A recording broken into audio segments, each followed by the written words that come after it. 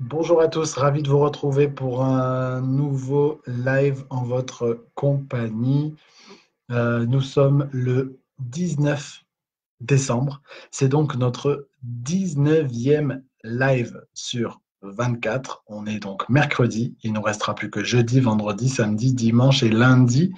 Et on en aura fini avec notre calendrier de l'Avent.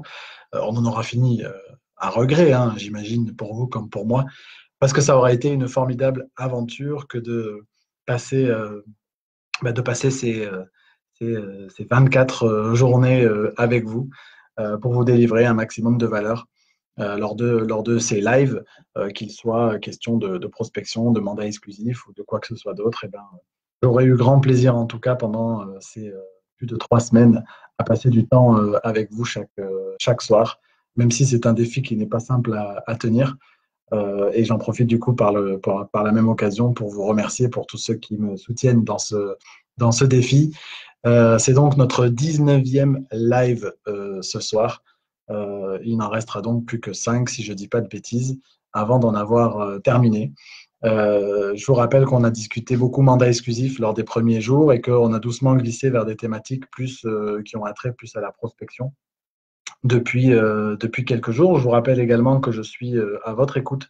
Si vous avez des sujets que vous souhaitez que j'aborde lors de ces lives, ce sera avec grand plaisir de pouvoir apporter un maximum de réponses à vos questions. Donc n'hésitez pas à me solliciter également si vous avez la moindre question, un souhait particulier sur une thématique, sur une réponse à objection. Bref, n'hésitez pas à me solliciter si vous avez besoin de quoi que ce soit. Je me ferai un plaisir de vous répondre lors de ces lives. Bonsoir Virginie, je pense que Virginie doit être connectée. Bonsoir Virginie, merci d'être de nouveau présente sur un de ces lives. Donc comme je le disais, on va dérouler ensemble en live encore une nouvelle thématique qui va toucher à la prospection. Je pense qu'il y a de fortes chances pour qu'on parle prospection pendant au moins 2 ou 3 des lives qui nous restent. Euh, et puis, euh, et puis, on terminera sûrement. Alors, le 24, je vous ferai sûrement un live un peu différent. Peut-être qu'on parlera un petit peu suivi vendeur, sûrement ce week-end. Mais d'ici là, il sera encore question de prospection.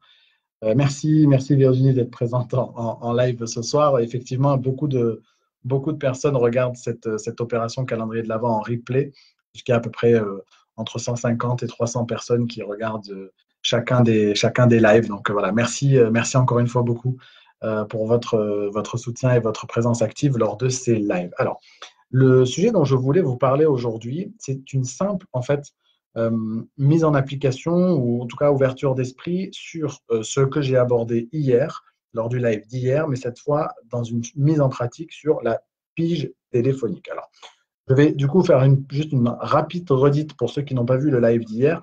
Hier, je vous parlais d'une approche nécessaire en prospection, d'une évolution nécessaire en prospection qui est d'arrêter de faire du one-shot égocentré, c'est-à-dire d'arrêter de contacter des gens en prospection une fois et une seule fois, et en plus en ne parlant que de vous, et de passer à une prospection qui soit une prospection intentionnelle, cross-canal, c'est-à-dire une prospection qui a vocation à apporter de la valeur à mon interlocuteur, à apporter de la valeur à mon marché, et en utilisant toute une palette de canaux d'acquisition client, toute une palette d'outils pour rentrer en contact avec ces prospects éventuels. Et c'est cette transition vers laquelle je veux vous amener et j'emmène mes clients dans le cadre des programmes, dans le cadre de mes formations et de mes programmes d'accompagnement. C'est cette transition depuis donc une prospection qui serait une prospection comme beaucoup de conseillers immobiliers. Je vous le disais hier, je crois que les conseillers immobiliers relancent en moyenne 1,4 fois un prospect. Ça veut bien dire ce que ça veut dire. Ça veut dire que je contacte un prospect, il me dit oui, tant mieux. Il me dit non, je passe au suivant et je ne le rappelle plus jamais. Alors qu'il y a une frange non négligeable, et c'est le point que je veux aborder avec vous, oui, notamment quand il s'agit de prospection téléphonique. En matière de prospection téléphonique, partons du principe que vous transformez, vous obtenez 1 à 2 rendez-vous pour 10 appels. D'accord? C'est à peu près la moyenne constatée. Euh, il y a donc 8 à 9 personnes qui vous ont dit non, d'accord? Qui n'ont pas souhaité que vous veniez chez eux pour voir leur appartement et puis prendre maison et prendre connaissance de leur projet immobilier, d'accord?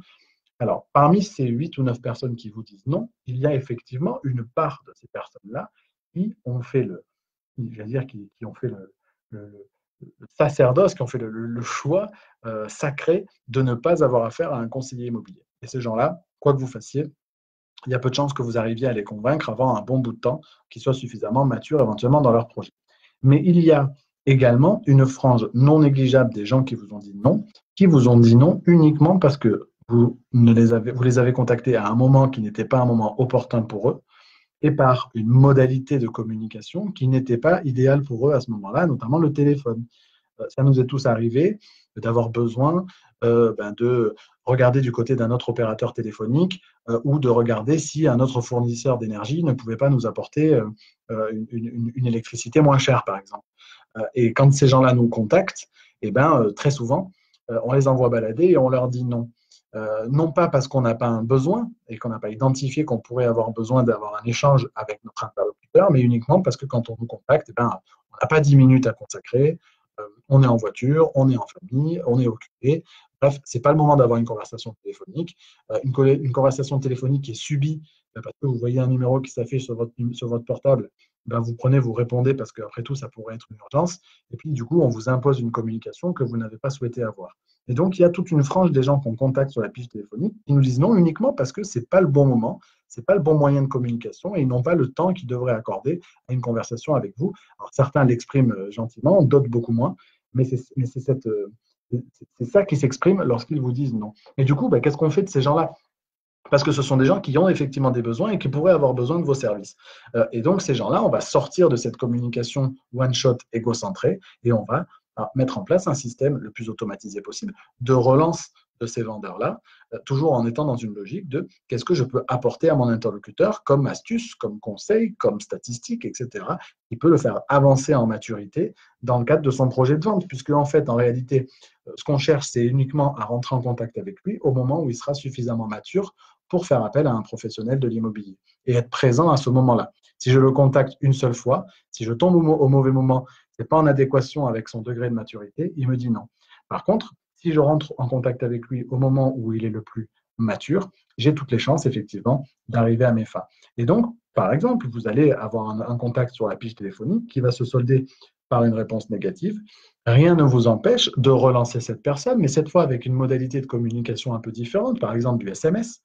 Donc, vous allez utiliser un autre canal de communication qui est peut-être préférentiel pour votre interlocuteur, qui du coup sera beaucoup moins intrusif et dont il pourra accuser réception lorsqu'il en aura envie, mais en étant toujours dans une communication qui soit orientée solution, orientée vers qu'est-ce que je peux apporter à la personne qui va lire mon message. Et donc là, vous allez peut-être lui mettre une pièce jointe avec un guide PDF qui va envoyer vers une liste de conseils que vous avez donné à vos vendeurs. Vous allez lui fournir une statistique utile. Vous allez lui fournir un conseil sur la manière de mener ses visites, sur la solvabilité des acquéreurs, sur plein de sujets où vous allez lui apporter comme ça, j'allais dire lui faire prendre conscience, un, qu'il peut vous faire confiance, et deux, que vous êtes un vrai expert d'hyper-proximité.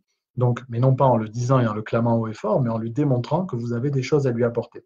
Donc, l'idée, c'est de le faire rentrer dans ce processus où peut-être qu'effectivement, il vous a dit non à un premier appel téléphonique, mais qu'il va ensuite potentiellement vous dire oui lorsque vous lui aurez envoyé 2 ou 3 SMS sur une période de 10 jours pour prendre de ses nouvelles dans le cadre de son projet et lui apporter des conseils additionnels. D'accord? Donc, ça, c'est une des possibilités qui vous est offerte. Il y a une autre possibilité que je suis en train d'étudier, qui est la possibilité de laisser des messages directement dans le répondeur de vos prospects éventuels. C'est-à-dire que vous ne passez pas par la tonalité et par la conversation téléphonique, vous avez possibilité de préenregistrer des messages que vous allez envoyer directement dans la messagerie via leur répondeur d'une liste de prospects que vous aurez identifiés. Donc, vous allez avoir la possibilité, alors en plus, ça prend un peu de temps, de préenregistrer un message et de l'envoyer directement auprès de 10, 15 ou 20 vendeurs éventuels, directement dans leur messagerie, qui va permettre du coup qu'ils puissent en prendre connaissance à un moment où ils seront disposés à écouter un message, plutôt que d'avoir une conversation téléphonique qui est subie. Et dans ce message, vous allez potentiellement laisser un message dans lequel vous allez dire sachez que quoi qu'il en soit, je me permettrai de vous envoyer un message dans quelques jours où je vous apporterai quelques conseils additionnels dans le cadre de votre projet. Et donc là, que la personne vous ait recontacté ou pas suite à votre message, vous allez pouvoir lui envoyer de nouveau 1 ou 2 SMS supplémentaires, comme je vous l'ai indiqué juste avant. Donc voilà des solutions que l'on peut étudier qui permettent d'être moins intrusifs, toujours dans l'apport de valeur et toujours dans la relance, c'est-à-dire non pas uniquement faire du one-shot, hein, donc contacter une fois puis plus jamais rappeler, mais faire rentrer les prospects que vous avez identifiés dans un processus où ils vont avoir plusieurs points de contact avec vous, parce que je vous l'ai déjà dit, avant 7 à 8 points de contact avec un professionnel, on ne l'a pas identifié comme étant un expert d'hyperproximité. Donc, c'est important que vous vous inscriviez dans le paysage de ces gens qui ont des projets de vente. Et ça va nécessiter que vous multipliez les points de contact avec eux en étant bien évidemment le moins intrusif possible et constamment, non pas dans la demande, mais d'être dans le fait d'offrir des services. C'est ce que je voulais vous apporter ce soir en complément de ce que je vous ai dit hier avec des choses plus pratiques où vous allez pouvoir mettre en application cette logique de sortir d'une communication one-shot égocentrée et aller vers une communication qui apporte de la valeur avec différents canaux potentiels. Donc, on l'a vu ce soir sur la pige téléphonique, mais on pourra le voir dans les jours qui viennent sur votre boitage nominatif, sur vos zones de prospection, vos flyers, etc. Comment est-ce que vous allez pouvoir mettre en place des processus qui vont être scénarisés et qui vont vous permettre de vous inscrire de manière incontournable dans le paysage de vos prospects vendeurs, toujours dans cette logique de qu'est-ce que je peux leur apporter plutôt que de faire la promotion de mon réseau, de mes services, bref, de moi, ce dont les gens aujourd'hui n'ont plus du tout envie. Donc voilà ce que je voulais partager avec vous ce soir. Donc, pige téléphonique, ne vous arrêtez pas au premier non. D'ailleurs, il y a beaucoup de commerciaux qui considèrent que leur métier ne démarre qu'à partir du moment où on leur a dit non. Et bien donc, dites-vous la même chose en prospection. Mon vrai métier, ma vraie valeur ajoutée, elle va démarrer à partir du moment où le prospect m'aura dit non au téléphone, parce qu'il y a une frange non négligeable des gens qui vous disent non au téléphone, qui pourraient vouloir vous dire oui dans quelques jours ou dans quelques semaines.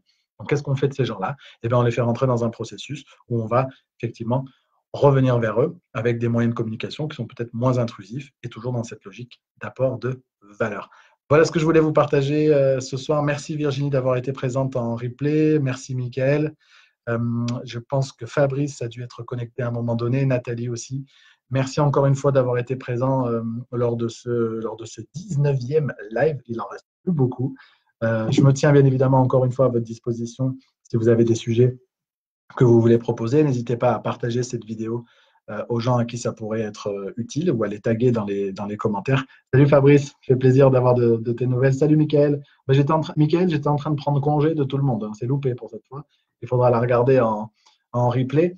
D'autant plus qu'il est un petit peu question dans ce que je viens de dire d'SMS. Et je sais, pour en avoir discuté avec toi, que tu voulais qu'on aborde la prospection par SMS. Donc, peut-être que je ferai quelque chose de plus détaillé. Mais bon, tu verras, j'ai parlé un petit peu SMS ou scénario, en tout cas sur la pige téléphonique qui peut utiliser du SMS.